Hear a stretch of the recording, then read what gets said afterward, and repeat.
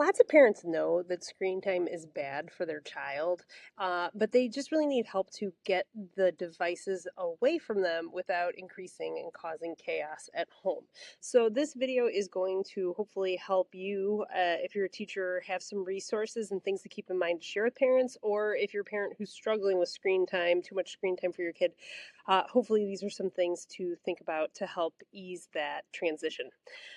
So as a teacher, it's really important when you are trying to convince parents to be thoughtful of removing screens from their children. Share why screens are so harmful. A lot of research out there can kind of make it seem like this is a great, helpful thing and that they're really getting a leg up on the tech front. Most parents know that screens are bad. What they really struggle with is knowing how to actually get the devices away from their children without causing chaos at home. A lot of times, screens can appear to give that quiet peace for families where kids are quietly engaged, even though it can really be causing long term harm for their children. So, helping parents for removing screens, pick an actual time. Parents should pick a time that actually works, like maybe the weekend is a good time, or maybe a weekday when the kids are at school most of the day. But plan one where the parent is feeling the most energy to really struggle with the mental battle of really kind of canceling this addiction. Parents should lock up the devices if they can. Getting a lockbox, they can get one of those Craftsman plastic toolboxes on Amazon and some type of either combination or a key lock. Literally lock up the devices. This is really important because kids, crafty kids, will go very far to the extent of maybe taking the wireless signal from their neighbors or maybe setting an alarm for the middle of the night. Those are two examples I have personally experienced. So do not trust that children will just turn it off and be done because you said so. Get the devices literally away from them. And then help provide parents with some non screen activities for the child to adjust. They really struggle with being bored, with having to not have their mind constantly have information thrown at them. So I have some activities to share, but providing that for parents, knowing what to do, now what, when the screens are done, and try not to be judgmental. Help parents, feel empathetic because some kids can just be so overwhelming. It can be really hard.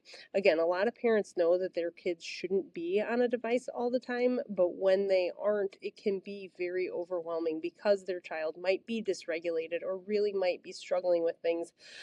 So, what do you do if your kid says that they demand screen time, they want screen time? This is something that you can use for a lot of things, but especially screens. If a child continuously asks over and over and over, and you or the parent feels like you have said no a million times and you're not sure what to say, I have found that this phrase really helps the best. Hear you asking me, my answer is no. If you say this, can I go on the screens? Can I go on the screens? Can I go on the screens? What's really nice about this lengthier statement than just no, or you already asked that, this is providing a sentence that is acknowledging and validating the words that are coming out of the person's mouth, the request that is being made. I hear you asking me. My answer is no. So there is absolutely no confusion about the fact that something is being recommended. Once that is set, it really helps to kind of set a realistic goals. If a kid is on a screen every moment of the day when they're not at school, aside from when they're sleeping, going from that to zero is really going to be a challenge. So setting realistic goals like, hey, let's be done at 8 p.m. and then we can watch TV together. Even though, yes, this is still a screen, it is something that is kind of pushing away that immediate instant gratification. So kind of setting up whatever is the most successful can really help. And kind of thinking about what exists in the world, what is in the community that could be low cost options. The library has tons of great things. Maybe you guys can volunteer as a family or sign up for Scouts. I will put this in the description, but the ADHD Parenting Podcast has a really great episode about like research and screen time and why it's really, really bad. Because not only is it affecting that the brain development as the kids are working on it, but they're also not experiencing life. They're not leaving the house, being independent, and so it's kind of a double whammy of something that they really struggle with. Okay, so I hear you asking. My answer is no. Some activities that you could do, weirdly, ironically, you could use AI and just kind of type in a prompt of like things that the kid really enjoys doing and saying that you would like to limit screen time. What are some activities or what's a structured schedule? And that can kind of pop out some different things to do. Making puzzles, working on Legos, reading is always a great thing. I know for my 10-year-olds, I work with fifth graders. Having about a 500-piece puzzle is great. You could always get one of those puzzle tables if it takes multiple days. Obviously, longer, bigger puzzles are a great challenge, but if you're going for a kid who really maybe struggles with just that like frustration and they shut down, 500 pieces is a really nice part to stop at. Working on basic skills like cooking, or can your kid tie their shoe or ride a bike?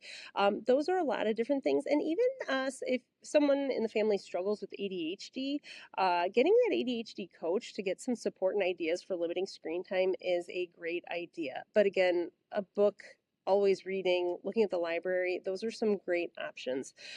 So, really, as teachers, supporting families and parents in a non judgmental way, uh, being a resource out there, because it's not so much that parents don't know that screen time is bad. It's more that they're struggling with the how to actually do it.